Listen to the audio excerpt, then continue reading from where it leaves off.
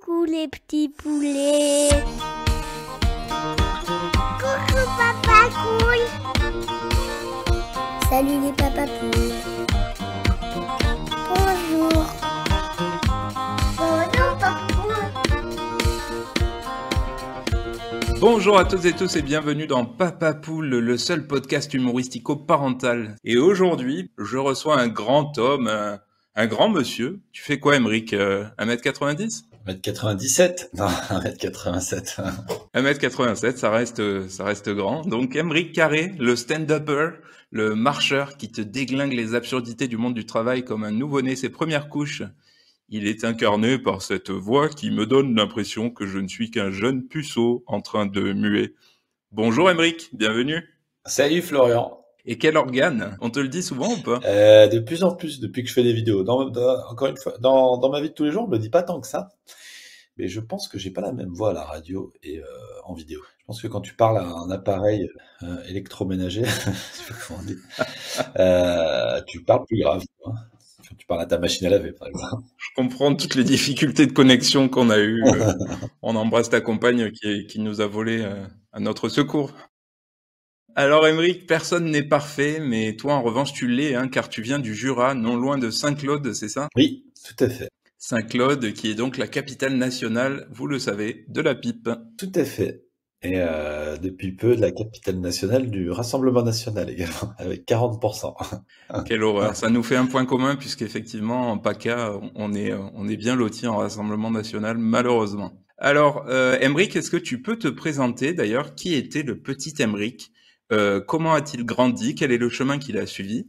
Et qu'est-ce qui a merdé? Quel virage tu as loupé pour te retrouver dans ce petit podcast que personne n'écoute?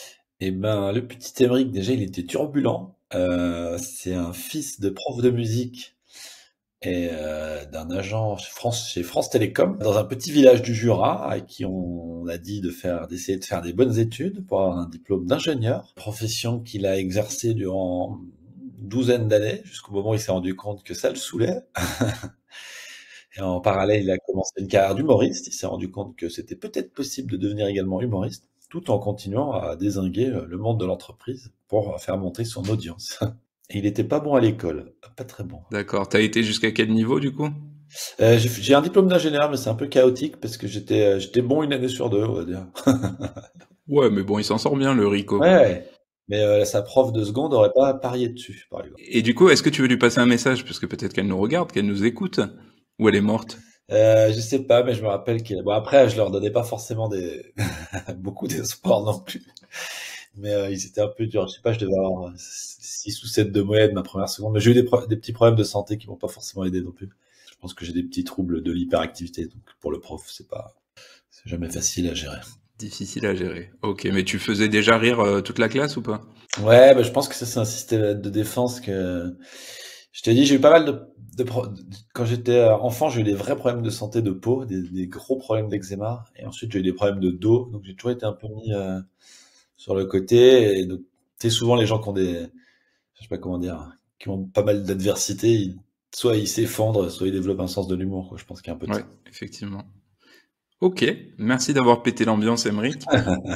On va passer au brise-glace, le brise-glace des papapoules, avant qu'on passe justement au sujet. Alors aujourd'hui, le sujet, on l'a dit, non, je l'ai pas dit d'ailleurs, ce sera la parentalité en entreprise vue par Monsieur Carré. La parentalité en entreprise, sachant que toi-même, tu n'es pas papa, c'est un sujet qu'on abordera, mais aussi la parentalité dans le monde du stand-up, puisque ça cartonne. Ce sont des sujets qui sont assez souvent traités, qui reviennent souvent sur le devant de la scène, si je puis dire.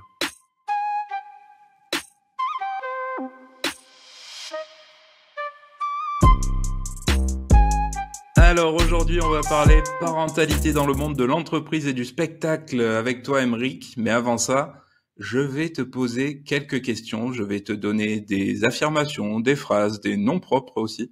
Et tu vas me dire si tu considères ça comme drôle, pas drôle, ou les deux. Alors, je vais commencer par un nom propre, peut-être que tu connais d'ailleurs, Marine Leonardi. Drôle, pas drôle, ou les deux? Drôle. Bien sûr. T'as peur? Non, mais je la connais, je l'ai vue quasiment à ses débuts, Marine. Hein. Je l'ai croisée pour les premières fois au Paname Art Café, un comedy club. Drôle et beaucoup motivé. avec beaucoup de forte, quoi, psychologiquement, pour gravir les échelons. Tu me disais qu'elle avait les dents qui rayaient le parquet. C'est vrai, ça? Je n'ai jamais dit ça. Non, mais par contre, elle est sûre de sa force, quoi. Et je pense que, parce qu'elle travaillait aussi dans une grosse boîte avant, je pense qu'elle était aussi forte dans son travail en entreprise, quoi. C'est le genre de personne successful, quoi. Bon, même si on n'aime pas dire ça. Successful. Ok, donc plutôt drôle alors. Les coachs agiles, Emric, les coachs agiles en entreprise, ils sont drôles, pas drôles ou les deux? Ah bah là, pour le coup, ça marche. Ils sont les deux. C'est-à-dire qu'ils sont pas drôles quand tu les fréquentes. Et par contre, quand tu regardes d'un regard extérieur ce qu'ils font, c'est assez drôle souvent parce que c'est un peu la planque, j'ai l'impression. Pourquoi la planque, Emric? Développe. En fait, ils arrivent avec leur petite procédure, ils te disent voilà ce qu'il faut faire. Et chaque fois que j'ai eu des coachs agiles et qu'il y avait un vrai problème, à chaque fois tu dis oui, mais là par exemple ta méthode elle marche pas. À chaque fois je les vois, ils bottent en touche, ils font bon bah on en parlera la semaine prochaine. Allez salut. Je prends le point. Ils ont une capacité à botter en touche sur les sujets qui est assez extraordinaire, je trouve. Parce que c'est pas leur méthode. En fait, ton problème, c'est pas leur problème, même s'ils te font croire ça. Eux, ce qu'ils veulent, c'est dispenser leur formation et rentrer chez eux. Exactement. On embrasse tous les coachs agiles qui nous écoutent et ils sont nombreux chez les Papa Poule. Hein. Donc, Emric Carré vous déteste. Non, je te dis, j'allais dire, j'ai un très bon ami noir, mais j'ai un très bon ami coach agile. Ça tombait, il est antillais. Ah, c'est un coach à Giro. Ouais. Et évidemment que lui, il est conscient de ce truc-là. Il est un peu planqué, quoi. On va pas le balancer. Il aime bien rentrer chez lui, quoi. France Travail, Emric, que tu connais bien maintenant. France Travail, c'est plutôt drôle, pas drôle ou les deux? C'est plutôt pas drôle. J'ai jamais ri, pour te le confier, avec France Travail de ma vie. Surtout que, alors c'est pas forcément de leur faute, mais j'ai l'impression qu'ils galèrent en termes d'effectifs. Et ça se ressent sur les réponses apportées. Je pense aussi. J'ai envoyé un long mail où j'avais besoin d'infos précises sur un droit d'option. Peut-être tu pourras me renseigner d'ailleurs. Et on m'a répondu complètement à côté de la plaque en 2 lignes en disant bon voilà votre réponse, vous l'aurez pas, mais le ticket est clos. Donc, il va falloir que je les relance. Il va falloir que tu appelles le 3949, Emric, avec ta grosse voix. Tu vas devoir leur faire peur. Et 39-49, ils sont pas mal. Par contre, effectivement, chaque fois que j'ai eu des conseillers, c'était correct, leur explication. Eh ouais. Ok, donc plutôt pas drôle. Les winners sur LinkedIn que tu pratiques assez fréquemment aussi, qu'est-ce que t'en penses? Ils sont drôles, pas drôles ou les deux? Ah, ils manqueraient cruellement au monde s'ils n'existaient pas. Ils sont tellement drôles, mais je me demande s'ils s'en rendent compte. Et moins ils s'en rendent compte, plus ils sont drôles. Est-ce que t'en as un ou une en tête? Ah, mais malheureusement, je retiens pas les noms, mais il y en a un que je vois souvent apparaître, mais il est fou, quoi. Je peux pas croire qu'il est premier degré. Il raconte des trucs. Ah bon? Mais oui, non, mais enfin, tout est merveilleux. Je sais pas, quand ils vont prendre un café, c'est une nouvelle, c'est une ouverture d'esprit vis-à-vis du monde, et c'est une découverte, et je sais pas. Sûrement un café bio équitable qui conforte les valeurs RSE de l'entreprise. Ouais. Parce que sur Facebook, tout est moche, tout est à chier, et sur LinkedIn, tout devient extraordinaire, genre. C'est ça. Kev Adams, pour finir, il est drôle, pas drôle ou les deux? Et ben, Kev Adams, alors, je sais que dans le monde de l'humour, enfin, même en dehors du monde de l'humour, il a, entre guillemets, mauvaise réputation, parce que c'est un humoriste, c'est un humoriste pour adolescents à la base. Alors déjà, c'est mon patron, hein, alors je le salue. Comment ça, c'est ton patron? Ah oui, il a le festival? Eh ben, c'est mon patron, parce que figure-toi que je joue 4 fois par mois dans un comedy club qui est ouvert il y a 3-4 ans, qui s'appelle le Fridge Comedy Club. Et le patron s'appelle Kev Adams. Donc on évite de dire du mal de son patron, si on veut pas être licencié. Et d'autant plus que c'est quelqu'un qui a un fort esprit d'ouverture. Et moi, je l'ai vu une fois, il m'avait vraiment impressionné. C'est une fois, il était venu, il avait fait un exercice un peu particulier, c'est qu'il s'était déguisé en un autre humoriste. Il était allé sur une scène ouverte. Il s'était fait appeler avec un anagramme de Kev Adams. Il avait fait 5 minutes où il dézinguait Kev Adams déguisé en une autre personne, et les gens hurlaient de rire. Et son sketch était très fin. Et à la fin, il enlevait son masque et il disait ben non, c'est pas marrant de se foutre de la gueule de Kev Adams. J'avais trouvé ça assez intéressant, quoi. Bon, bah Kev, Voilà. si tu nous entends. Bonjour patron.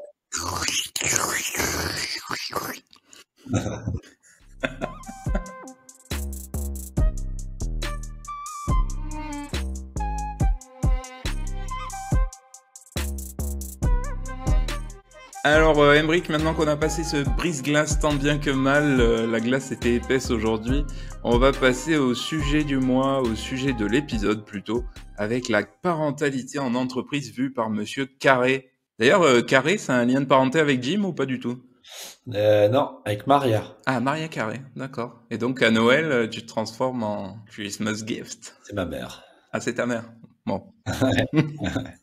On avait dit pas les mamans. Alors, Emric, première question qui me brûle les lèvres vraiment depuis un moment, je veux te la poser maintenant. Pourquoi est-ce que tu marches autant dans tes vidéos sur les réseaux? Et surtout, putain, où est-ce que tu vas, Emric? Ah ben, je fais des tours de mon quartier pour vérifier en tant que bon voisin que tout se passe bien, qu'il n'y ait pas de larcin durant l'après-midi. T'as rien à branler, quoi, de ta journée. Je trouve que c'est, je sais pas, il y a un truc un peu plus naturel. Je sais pas. Puis moi, la marche, ça a toujours été mon bureau. J'écris beaucoup en marchant. J'ai le cerveau qui fonctionne mieux quand je marche. Je pense que je suis pas le seul d'ailleurs. Souvent, je vais répéter mes textes de stand-up en marchant. J'aime bien. Et puis, à l'extérieur, je trouve mon intérieur, tu vois, il est pas ouf. À la rigueur, autant prendre du ciel bleu. Ouais. Non, mais en vrai, j'ai l'impression que je me lâche plus en marchant. Je suis plus à même à improviser. Parce que le temps que ça monte au cerveau, il vaut peut-être mieux que tu sois, comme tu fais 1m87, que tu sois debout, tu vois. Ça, sans doute. Ça reste coincé dans les genoux, sinon. Ok, et sur les réseaux d'ailleurs, Emric, tu as une ligne éditoriale, hein, j'ai l'impression, et tu t'y tiens. Alors pour celles et ceux qui connaissent pas, même si Emric est une superstar, je vous fais un rapide topo. Donc en gros, voilà le modèle. Dans le monde de l'entreprise, il y a, entre crochets, insérer une histoire drôle pour faire passer un message percutant sur les absurdités du monde du travail. Fermez les crochets. Est-ce que c'est un peu ça, ta ligne éditoriale? Alors, moi, pour être honnête, moi, à la base, en tant qu'humoriste, il faut que j'ai une visibilité sur les réseaux sociaux. Donc, il faut que je dise quelque chose. Tant que j'étais encore salarié, je suis plus salarié depuis le début de l'année. J'avais pas trop le temps de faire des vidéos, donc je m'y intéressais pas trop. Ensuite, j'ai fait une greffe de cheveux. Et c'est comme ça que j'ai appris à faire des vidéos. Je me suis dit, tiens, c'est rigolo de faire J'essaie de trouver un thème, je fais greffe de cheveux. Ça marche pas trop, mais au moins, ça me met le pied à l'étrier sur les vidéos. Et ensuite, le monde du travail, ça paraissait une évidence parce que j'en parle un peu dans mon spectacle et je fais partie des humoristes qui ont longtemps été dans le monde de l'entreprise et donc qui ont des vraies blagues dessus, qui ont des vrais trucs à dire. Et moi, c'est un puissant fond et j'aime bien cette ligne éditoriale parce que ça vient en redondance avec ce que je dis dans mon spectacle. Pour autant, je dis pas que je ferai que ça toute ma vie parce qu'au bout d'un moment, moi, je vais en avoir marre. Mais pour le moment, écoute, j'essaie d'épuiser tous les sujets qui sont en rapport avec ça. Puis en plus, il y a un truc, je sens que les gens, ils expulsent pas mal parce qu'il y a quand même des vrais trucs qui sont aberrants dans le monde de l'entreprise. Puis c'est rigolo de mettre le Bien doigt sûr, dessus. comme tu disais, c'est un peu les absurdités du monde du travail que tu pointes du doigt. On n'en a pas vraiment parlé, c'est vrai que tu étais salarié jusqu'à récemment. Ouais, jusqu'à très récemment, jusqu'au début de l'année là. Est-ce que tu veux saluer ton ancien boss, peut-être? Ouais, bah c'était pas le pire. Des boss, ils ont eu des biens. Moi après, je sais pas si j'étais un très bon salarié. Donc ça marche dans les deux sens. Eh ben, peut-être qu'il nous le dira en commentaire de cet épisode. Mais tu travaillais où, Emric? Alors moi je travaille dans beaucoup d'endroits. Mais là je travaille dans une boîte de conseil dernièrement qui s'appelle Softeam et au LCL. Mais avant j'ai travaillé dans toutes les banques, Banque Populaire, Société Générale, HSBC, BNP Paribas. J'ai fait à peu près toutes les banques de Paris, quoi. Et j'ai pas l'impression, ou alors j'ai pas encore vu toutes tes vidéos, mais est-ce que t'as un peu roasté du banquier dans tes sketchs ou pas? Ah non, c'est une bonne idée, ouais. Après, le truc, c'est que j'essaie souvent de faire des trucs que j'ai vraiment vécu parce que je suis beaucoup plus incisif sur des choses que je connais. Et en vrai, moi, comme j'ai été dans les services informatiques, les banquiers, je les connais pas trop parce que quand tu es dans les services informatiques, tu vois que le DSI. Mais tu pourrais aussi attaquer les conseillers France Travail que tu pratiques quotidiennement, presque. Ouais, peut-être. En fait, ça va être l'angle, il est assez assez light. Le seul truc, c'est que je les vois pas, quoi. Je peux pas faire une vidéo sur le fait que je les vois pas. Bah, déjà, tu peux partir de ce constat. Et d'ailleurs, on parlait donc des réseaux, de ce que tu en fais, donc sur ta ligne éditoriale. Toi, t'en penses quoi globalement des réseaux? Et par exemple, si on parle de LinkedIn, est-ce que c'est aussi un monde enchanté, on l'a un peu dit tout à l'heure, mais un monde enchanté rempli de bienveillance, ou c'est simplement un avant-goût de la décadence de notre société, Emery Carré? Euh, bonne question. Les réseaux, oui. Alors, je pense foncièrement que c'est pas forcément une bonne chose. Enfin, je le vois dans la société aujourd'hui. J'ai l'impression que ça crée vachement de clivage. Tout le monde pense la même chose. Ça crée beaucoup de communautés. J'ai l'impression que c'est la catastrophe, les réseaux. Après, en tant qu'outil comme humoriste, je les utilise parce que j'ai pas le choix. Et c'est peut-être bien ça le problème, c'est que les gens n'ont plus les choix de ne pas les utiliser. Que tu sois restaurateur, opticien ou humoriste, si tu n'existes pas sur les réseaux sociaux, tu n'existes pas. Et LinkedIn, bah écoute, LinkedIn, c'est pas le pire, hein. Franchement, il y a pire, quand tu vois ce qui se passe sur Twitter, sur X, euh, mais c'est un peu le réseau de la para, quoi. Mais c'est effectivement quand tu es ingénieur en informatique pour trouver du boulot, LinkedIn c'est pratique, alors que Facebook ça te sert pas à grand chose, quoi, mis à part voir des vieux qui s'insultent. Et qui nous écoutent et qu'on salue également.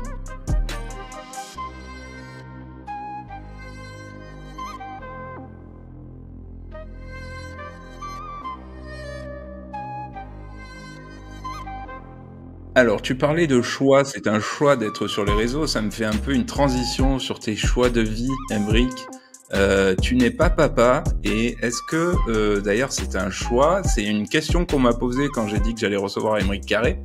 Est-ce que Emric est papa, est-ce qu'il n'est pas papa, et s'il n'est pas papa, pourquoi? Est-ce que c'est un choix, est-ce que tu es à l'aise d'en parler? Alors, qui t'a posé cette question? Est-ce que c'est la fille qui m'a prêté son ordinateur qui s'appelle Elsa? Alors, c'est une personne qui s'appelle Rhododendron sur Instagram. Ok. Non, bah écoute, en vrai, c'est que j'ai pas eu l'opportunité. Bah, j'ai considéré que j'avais pas eu l'opportunité. Ça n'a jamais été le bon moment, jamais la bonne personne. Et j'ai toujours eu dans ma tête la faiblesse de me dire c'est pas grave. En étant un mec, j'ai eu ma période pour décider est un peu plus longue. Donc c'est pas un choix arrêté du tout. Peut-être que l'avenir. Bon, t'as 50 balais maintenant, hein. Non, non, j'avais le père d'une de mes ex qui avait mis au monde un enfant à 70 ans. Tu vois, j'ai un peu de marge. Mais c'est pas une bonne chose. Oui, nous les papas, on reste productifs jusqu'à la fin de nos jours.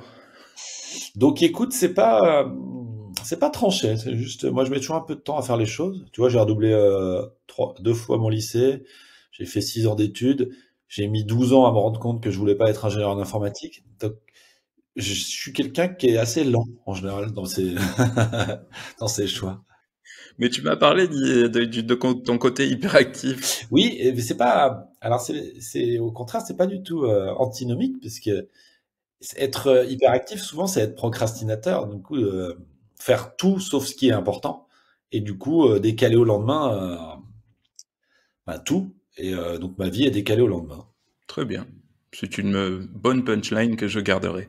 Dans ton ancienne vie de salarié, du coup, si je dois faire le pont, t'as croisé quand même pas mal de parents salariés. T'en as d'ailleurs fait quelques sketchs qui étaient assez drôles puisque ça me touche aussi directement.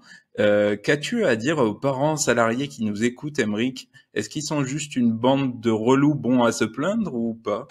Non, en plus, c'est ça qui est drôle, c'est que c'est la vidéo où j'ai reçu le plus de commentaires de haters. Où vraiment, les gens, ils supportaient pas. C'est comme si le fait que je fasse une blague allait changer leur quotidien. Ça va, je suis pas un homme politique. Je vais pas créer des lois. Donc, ne vous inquiétez pas, ça va pas changer suite à ma vidéo. Euh, En plus, en vrai, les parents, effectivement, ils sont tenus par les horaires, mais ils sont aussi efficaces, voire plus efficaces que les Et autres. par les couilles? Oui, et par les couilles. Mais justement, parce ils ont ce cadre. Et en fait, c'est pas mal d'avoir un cadre. En France, je trouve qu'on manque un peu de cadre. Tu vas en Hollande, à 17h, c'est la fin de la journée, tout le monde est à 17h01, t'as plus personne dans le bureau. Et en France, c'est un des problèmes, je trouve. On fait du présentéisme pour faire plaisir à son patron, c'est pas une bonne chose. Du coup, ça marque un peu la frontière, quoi, d'être parent. C'est comme ça et pas autrement. Tu te débrouilles, puis c'est très bien comme ça. Ça donne un cadre à tout le monde. Donc non, moi j'ai rien à leur reprocher. En général, c'est plutôt des gens qui sont assez efficaces. C'est pas les plus nuls. Est-ce que ça te saoulait pas, toi? Ouais. Bah non, pas du tout, en fait. Moi, je m'en fiche.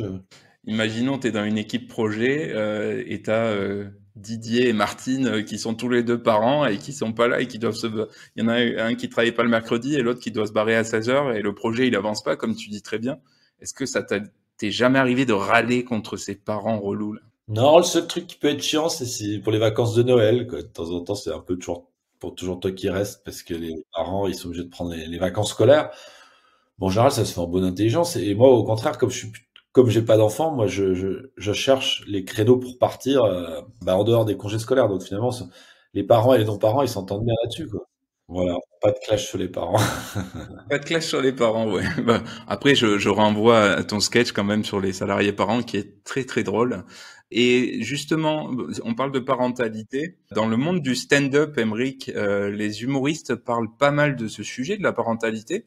Mais comme par hasard, ce sont plutôt les femmes. On a parlé de Marine Leonardi, mais il y en a plein d'autres. Marine Leonardi qui m'a mis un râteau, mais qu'on salue néanmoins.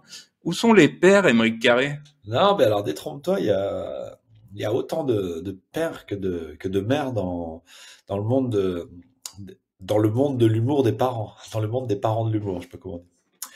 Non, non, c'est juste que je pense qu'ils sont moins visibles. Effectivement, ça touche plus le public actuellement, les femmes qui font de l'humour et qui ont des enfants.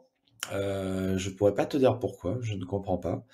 Mais j'ai beaucoup de pères autour de moi et c'est un sujet qui a été de tout temps, hein. De tout temps, les humoristes ont fait leur deuxième spectacle sur leur enfant. Gad Elmaleh, à l'époque, avait fait un truc sur le fait qu'il était papa. Enfin, C'est vrai. tous les humoristes parents font des trucs sur leurs enfants. C'est une partie tellement prégnante de eux-mêmes que tu peux pas faire autrement. Tu parles de ton quotidien. Réponse assez chiante dans l'ensemble, manque un peu de panache, mais réponse quand même. Réponse, je prends la sortie par la petite porte pour pas trop me faire taper sur les doigts. Par Kev Adams qui nous écoute, c'est ton jamais. Mais non, mais moi, mon penseur, mon philosophe de base, enfin, je sais pas si je peux appeler ça un philosophe, c'est Étienne Klein qui prône la modération. Donc moi, je suis un modéré au final, qui dit il faut que les modérés parlent sans modération. T'es un modéré, t'es surtout un jurassien. Ouais, un jurassien cool. Un jurassien cool, bah oui, le jurassien est plutôt cool, sauf quand il va au bureau de vote, évidemment. Et en boîte de nuit. Ah, petite anecdote, Emric?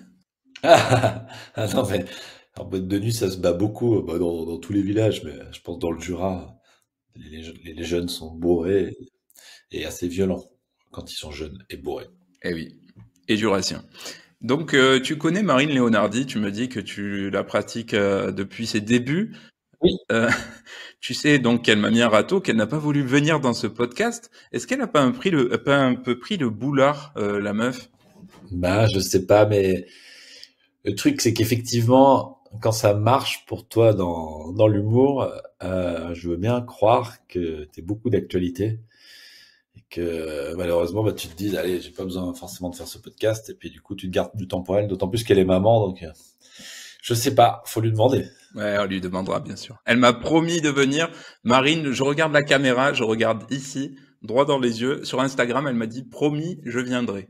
Ah, mais tu vois, c'est gentil. Oui, franchement, non, mais je rigole. Bien sûr qu'elle est. En plus, c'est une des rares qui est accessible, avec le vieux barbu qui est en face de moi. Et franchement, c'est très cool. C'est très cool. Non, mais dans les parents, si tu veux interviewer des parents humoristes, il y en a beaucoup. Il y a David Azria, qui a 3 enfants. Ça me vient pas comme ça. Il y a Guillaume Fosco qui a 1 Oui. ou 2 enfants, je sais Je plus. le suis sur Il y a YouTube. pas mal il y en a pas mal des papas. Et dans les filles, bah, il y a Blandine Lehou. Je suis en train de te perdre. Et justement, si on parle des filles qui parlent de couple, de parentalité, non, tu m'as pas perdu, t'inquiète. On voit Marine Leonardi qui clash son mari, par exemple. Je sais pas si tu suis ses réseaux un peu. Elle le démonte au quotidien. Est-ce que c'est vrai ou est-ce que c'est pas vrai? Ah bah c'est vrai, c'est sûr. Oh Ça putain. doit être à 90% Écoute, vrai. avec ce pauvre homme, on l'embrasse et j'espère qu'il va bien. Non, mais après, c'est en bonne intelligence, quoi. Ouais, non, mais ça, c'est ça, hein. Le sujet que tu pointes, c'est aussi quand tu fais des blagues sur des gens qui sont proches de toi, à quel point ils comprennent la plaisanterie, et ça dépend aussi sur quel média. Parce qu'effectivement, si tu fais une blague sur ta belle-sœur dans une cave devant 20 personnes un lundi soir, bon, et que personne n'entend, c'est pas grave. Mais moi, il m'est arrivé l'anecdote où j'avais une blague sur ma belle-sœur. Ça sent le vécu, Oui, Emmerich. oui, c'est pour ça que je vais raconter la suite. J'avais une blague sur ma belle-sœur. Et en plus, elle était bien ma blague, mais la fin était un peu... Ouais, c'était pas obligatoire. Je n'étais pas obligé d'aller jusque-là. Et je l'ai fait sur France 2. Ah oui. Et je lui ai pas dit que je l'avais fait sur France 2. Et du coup, un jour, elle a regardé la télé sur France 2, elle m'a envoyé un message. C'était quoi la blague? Bah, ma belle-sœur, je me rappelle même plus. Ouais, genre. Le truc, c'est que je la qualifiais c'est une espèce de poissonnière. Oh, purée. Bonjour à tous les poissonniers. Et ça n'était pas obligatoire. Est-ce qu'elle est marseillaise, ta belle-sœur? Pas du tout. Elle vient proche de Saint-Étienne, je crois. Il n'y a pas trop de poissons. Pas trop de poissons. Oui, en général, il meurt d'intoxication.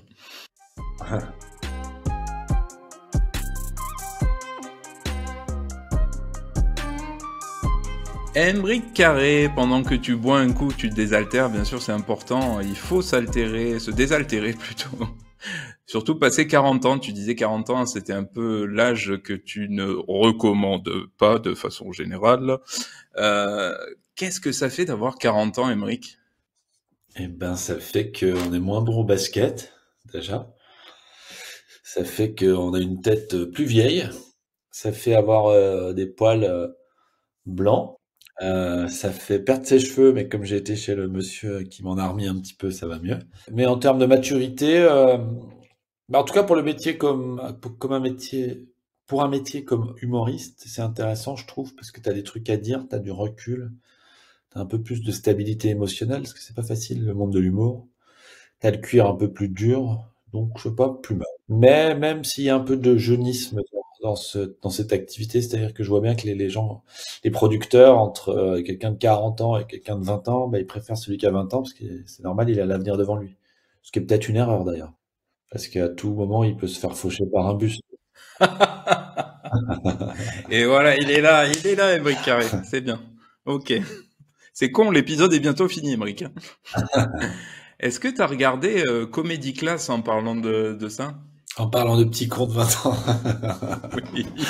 Mais oui, non, mais en plus, c'est ça qui me fait un peu dire ça. Il y a un peu de jeunisme. Genre Amazon Prime, clairement. Tu regardes l'émission parce que nous, il y a pas mal d'humoristes qui ont passé 40 ans. Et d'ailleurs, si tu regardes, quand tu as des gros galas ou des gros festivals, là, je vais faire un festival à Collioure avec Mathieu Madénian. Les grosses têtes d'affiche, c'est que des gens qui ont plus de 40 ans. C'est normal parce qu'ils ont 10, 20 ans de carrière. Donc, ceux qui sont forts, ils ont plus de 40 ans. Parce que c'est que de l'expérience. Et Comedy Class, ouais, clairement, t'essaies de prendre les petits jeunes. Il y a pas mal de trucs qui m'ont dérangé dans cette émission. Ah, dis-nous tout, on a du temps, là, vas-y, dis-nous. C'est bien pour les 5 qui sont arrivés en finale, ça leur a fait de la visibilité. Pour les autres, c'était un peu un piège. Ils se sont un peu fait manipuler, je trouve. En fait, tu sais, déjà, les premiers, les deuxièmes sketchs qui passent à la télé sur Amazon Prime, ils sont pas rémunérés, les artistes. C'est-à-dire que c'est parfois 1 à 2 ans de travail pour arriver à 5 minutes de rôle, et ils ont que dalle, quoi. C'est-à-dire, tiens, on prend ton sketch, et puis on te dit que t'es pas bon. Donc ça, je trouve ça un peu raide. C'est un peu les jeux du cirque, quoi. Eric et Ramzy, ils sont très rigolos, mais ils ont jamais fait de stand-up. Donc du coup, leur avis, pour moi, il est pas hyper intéressant, quoi.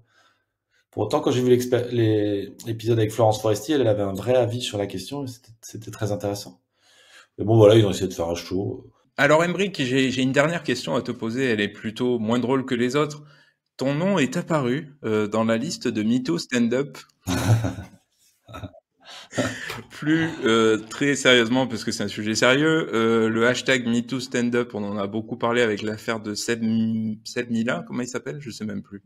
Melia. Je danse le Melia. Et du coup, qu'est-ce que t'en penses, toi, de tout ça? J'en pense que c'est sans doute une bonne chose. Enfin, c'est une bonne chose d'essayer d'assainir, en tout cas de virer les gens qui ont des comportements inadéquats, clairement. Par contre, si on parle de l'article en lui-même, je l'ai trouvé un peu hors sujet. Déjà, il relate des faits qui ne se sont pas passés dans des comédie clubs. Donc, je sais pas pourquoi on incrimine tous les gens qui font du stand-up, parce que quand on dit MeToo stand-up, il y a quand même le mot stand-up dedans. Et je sais plus ce que je veux dire là-dessus. Ouais, c'est-à-dire qu'en fait, sous prétexte d'avoir des vrais faits, c'est-à-dire sur Jimo, sur Sem Meya, eh ben, on fout tout le monde dans le même sac en disant, en plus, vous avez vu comme c'est sexiste le milieu du stand-up, les humoristes, ils parlent fort, ils parlent de foot, ils s'exhibent. Et moi, ça fait 7 ans que je fais tous les comédie clubs et j'ai jamais vu des comportements comme ça, quoi. Alors que moi, je suis dedans H24. Donc, j'ai jamais vu quelqu'un qui avait mal parlé à quelqu'un d'autre. Ça m'embête un peu. Et il y a aussi un autre truc qui m'embête, c'est que les comédie clubs, ils sont en train de vachement s'améliorer par rapport à ça. Effectivement, le Paname, on pouvait reprocher il y a longtemps d'être ce qu'ils appellent un boys club, c'est-à-dire il y a plus de mecs, puis les mecs l'ouvraient un peu plus fort. Mais aujourd'hui, il y a autant de filles que de garçons. Les relations sont assez saines entre les humoristes. D'accord. Je trouvais il y avait un peu de sensationnalisme là-dedans. C'est-à-dire, oui, certes, les accusations d'agression sexuelle, de viol, ça c'est très grave, pas de souci. Par contre, le reste, c'est tout casé en même temps. Vous avez vu l'ambiance, elle est malsaine, c'est pas bien. Ouais. Je sais pas quel était le but, mis à part de faire un peu de sensation. Merci beaucoup, Émeric, d'avoir accepté mon invitation. Toi qui adores les projets, quels sont-ils te concernant? Où peut-on te retrouver d'ailleurs en digital, tout comme dans la vraie vie? En digital, il suffit de suivre mes réseaux sociaux sur Instagram, TikTok et LinkedIn. Et en vrai, alors moi j'ai 2 trucs là, c'est que je vais relancer mon spectacle. J'ai une première date au théâtre Beau-Saint-Martin le 11 juillet, mais je vais essayer d'avoir une programmation régulière sur Paris avant de faire la province. Mon spectacle qui s'appelle Spectacle humoristique pour oublier la mort. Voilà, c'est rigolo comme nom. Et j'ai également, moi je gère un comédie club à Montreuil qui s'appelle le Montreuil Comedy Club tous les 1er et 3e jeudis de chaque mois, où j'invite des artistes de talent. Puis voilà, ça c'est mes activités surtout en tant qu'humoriste physique, on va dire, non digital. Et dans tous les bons comédie clubs de la capitale. Quant au Papa Poule, sachez que si je ne me fais pas licencier d'ici peu de France Travail, il faudra que je démissionne. Alors n'hésitez pas à commenter, liker, partager ce contenu. Abonnez-vous sur les plateformes d'écoute aussi. Ça peut vachement aider, enfin je crois. Donc n'hésitez pas. Sur quelconque plateforme ou sur ma chaîne YouTube, Florian Guerrera. Allez, bisous. Et on vous laisse sur du gros son. Merci beaucoup, Émeric. Salut! Dans la ferme, y'a les papas poules, un groupe de rois toujours en tôle. On n'est pas des bégasses, on est des oufs. Notre rap, on sait que ça vous casse la bouche. Les poulets sur le beat, les canards qui swing. On met le feu, ça nous réussit, ouais c'est dingue. Pas de fioriture que des mots purs. On élève le niveau, mais n'est pas des petits. Les poussins nous suivent, les rois nous imitent. Dans le rap game, les papas poules, c'est le sommet. On pique les rimes sans faire de politique. On reste authentique, toujours acrobatique.